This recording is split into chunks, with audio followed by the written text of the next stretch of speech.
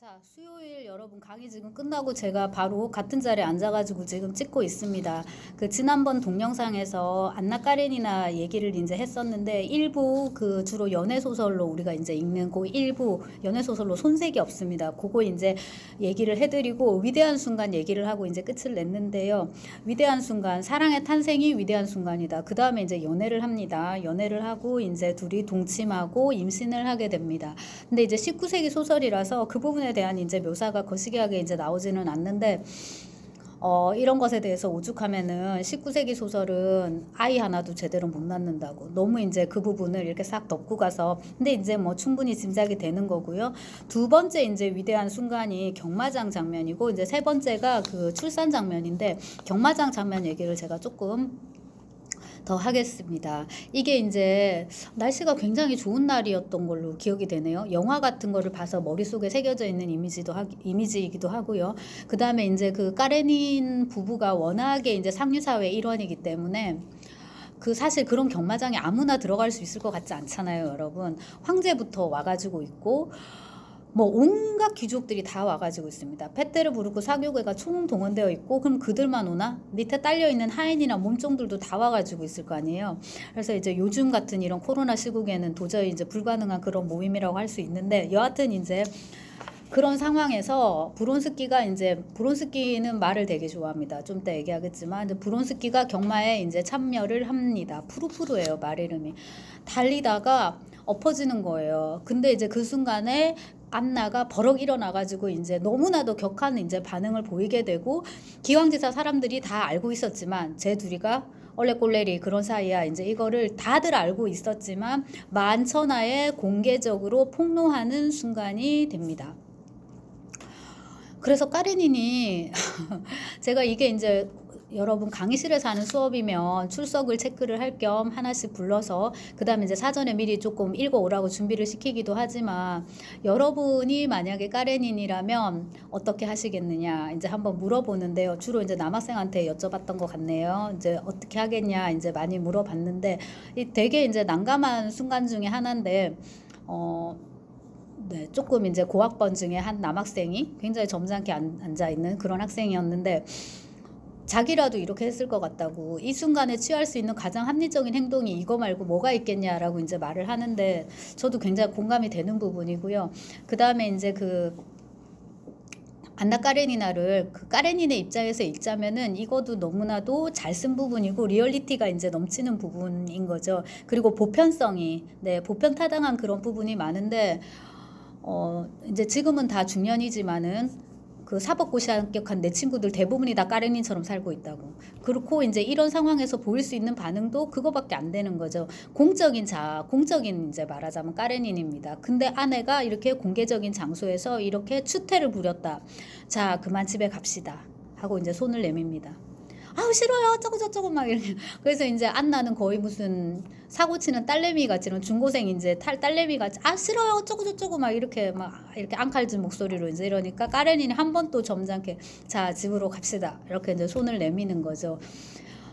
세 번째인가까지 내밀죠 아마. 그래서 마지막으로 한 번 더 내밀겠어. 이러고 이제 그 차 타고 가는 중에도 막 계속 막 안나를 막 흥분해가지고 응응응 막 이러고 있는 이런 상황입니다. 그래서 안나의 형상은 안나의 형상대로, 까레닌의 형상은 까레닌의 형상대로 이제 그 미학적인 동기와 소설적 동기와 이런 건 이제 충분히 돼 있고요. 인물의 관계만 이제 놓고 보면은 진정한 이제 이거는 뭡니까 위대한 순간이었다라고 할 수 있는데 이 역시도 하루 이틀 지나면서 그대로 이제 묻혀버리고 더 큰 문제가 생깁니다. 이게 임신을 지금 했잖아요. 근데 애는 그냥 둬도 계속 크니까 이거를 이제 어떻게 할 거냔 말이에요. 그래서 부부 사이는 이제 당연히 엉망이 되고 사극에서 이제 안나나 이 까레닌의 입지도 굉장히 이제 애매해지게 됩니다. 그러다가 이제 이 소설의 클라이막스라고 할 수 있습니다. 이게 이제 위대한 순간인데 2권에 여러분 372, 373쪽 제가 이제 인용을 해드리는데 안나가 굉장히 힘들게 아이를 낳거든요. 나에게 놀라지 말아요. 나는 아직 예전 그대로예요. 하지만 내 안에는 다른 여자가 있어요. 나는 그녀가 무서워요. 그녀는 그 남자와 사랑에 빠졌어요. 그래서 나는 당신을 증오하려 했고 예전에 있던 그녀를 도저히 잊을 수 없었어요. 그 여자는 내가 아니에요. 지금의 내가 진짜예요. 네. 지금 죽어가고 있어요. 나를 용서해요. 해주세요. 뭐 이런 거죠. 그죠? 네. 자, 그래서 이제 이 부분, 뭐 배가 불러오니까 임신을 해가지고 배가 불러오니까 출산의 시기가 임박하리라는 거는 이제 당연한데, 안나가 출산을 앞두고 꿈을 꾸게 됩니다. 요게 이제 반복적으로 이제 나타나는데요. 방에 들어갔던가 침실에 들어갔던가 그런데 굉장히 재수없게 생긴 음침한, 막 이거 그려지죠 여러분. 막 얼굴이 구릿빛에 막 되게 깡마르고 뭔가 어딘가 그런 음산하고 범죄의 냄새를 풍기는 이제 그런 농부가 푸대자루 같은 거를 막 이렇게 만지고 있어요. 근데 이 꿈이 되게 여러 번 변주가 되는데 그 중에 한 번이 철이거든요. 그래서 이게 이제 그 안나의 머릿속에 계속 각인돼 있는 거죠. 철을 가지고 뭔가 무서운 짓을 이제 하고 있는 것 같다. 왜 철이 나왔을까요? 그래서 요거를 이제 나보코프가 분석한 거가 제가 볼 때 참 흥미있던데, 안나가 브론스키를 처음 만난 게 기차역이잖아요. 기차철도 철입니다. 철의 이미지가 알게 모르게 무의식 속에 이제 각인돼 있다가 위기의 순간에 한 번씩 이런 식으로 변형돼 가지고 꿈으로 이렇게 나타나죠. 그랬다가 맨 마지막 어떻게 죽는다? 기차를 보고 철로를 보고 그쪽으로 뛰어든다. 이렇게 해서 미신이라고 누구는 볼 수 있겠지만은, 이거를 나보코프는 말하자면 정신분석학적으로 이제 그렇게 오히려 접근을 한다. 우리 무의식에 이렇게 존재해 있는 이런 어떤 흐름에, 그리고 이제 그거의 귀결로 이렇게 이제 보는 거죠. 상당히 일리가 있는 것 같습니다. 근데 이제 안나에게 가장 위기의 순간이 이게 아이를 낳는 건데, 일단 한번 낳아봤잖아요. 근데 세뇨자 낳고 나서 지금 너무 시간도 많이 지나서 사실 이 정도면은 초산이나 다름없이 힘든 그런 이제 상황인데, 그 꿈을 하녀한테 얘기를 했는데 하녀가 굉장히 대범하게 해석을 내놓습니다. 마님, 아이를 낳다가 죽을 꿈입니다. 그래서 이 하녀는 목이 된, 그거를 이제 어떻게 이렇게 무서운 말을 이렇게 주인 마님한테 아무렇지도 않게 하는지, 아무튼 난산을 하실 이제 그겁니다라고 비교적 완곡하게 얘기를 하긴 하는데, 이게 19세기니까 뭐 비슷한 얘기인 거죠. 그래서 안나가 굉장히 힘들게 이제 아이를 낳고 산용열에 시달린다. 제가 이제 이게 어릴 때부터 이 단어를 본 거잖아요. 지금 안나 까레니나를 처음 읽을 때부터 이게 뭔가 했는데, 이제 아이를 낳을 때 이제 여기저기 이제 상처가 많이 나니까 거기가 감염이 돼가지고 한 폐혈증 이런 걸로 가서 이제 죽게 되는 그런 거고, 옛날에는 이렇게 많이들 죽었다 하더라고요. 그래서 소설 속에서도 분만 후에 이제 보통은 이제 이러면 100에 99는 죽는다. 99%는 사망하는 이제 그러한 끔찍한 이제 병인데, 다 죽을 줄 안 거예요. 안나도 죽을 줄 알고 용서해 주세요. 이제 이렇게 한 거고, 그 다음에 이제 브론스키도 자기가 사랑하는 여자가 이렇게 아이를 낳는데, 더군다나 이제 자기 아이를 낳는데 제발 옆에만 있게 해달라고 막 엉엉 막 울다시피 하고, 까레니는 이제 이 죄 지은 것들을 어떻게 합니까? 이제 용서해 주는 그런 되게 신적인 지위에 올라선 그런 기쁨을 누립니다. 이 탕녀를 이제 용서를 하고 또 탕자를 용서를 하고, 그래서 모두가 다 이제 행복한, 모두가 이제 거국적인 그런 이제 기쁨을 누리는 화해의 순간이 찾아옵니다. 그래서 이게 이제 소설 전체로 사부, 여러분, 4장이든가 사부든가 그렇죠. 그래서 이게 정말 이제 소설의 정중앙에 위치함으로 해서 독자에게도 똑같은 카타르시스를 선사합니다. 그러니까 위대한 순간의 카타르시스인 거죠. 그리고 이 순간에 이제 만약에 안나가 죽는다면 모든 것은 다 이제 깔끔하게 이제 이렇게 해결이 될 텐데, 소설은 그렇지 않습니다.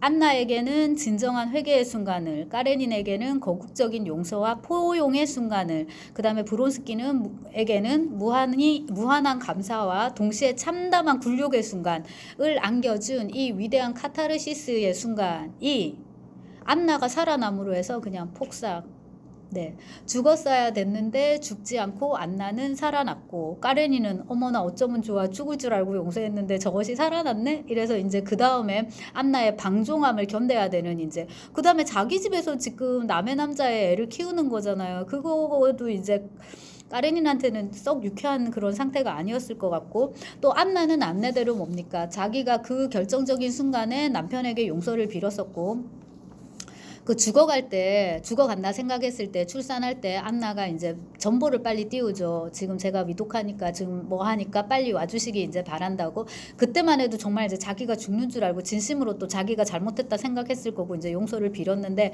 살고 보니까 내가 뭘 그렇게 잘못했어, 이렇게 되는 거죠.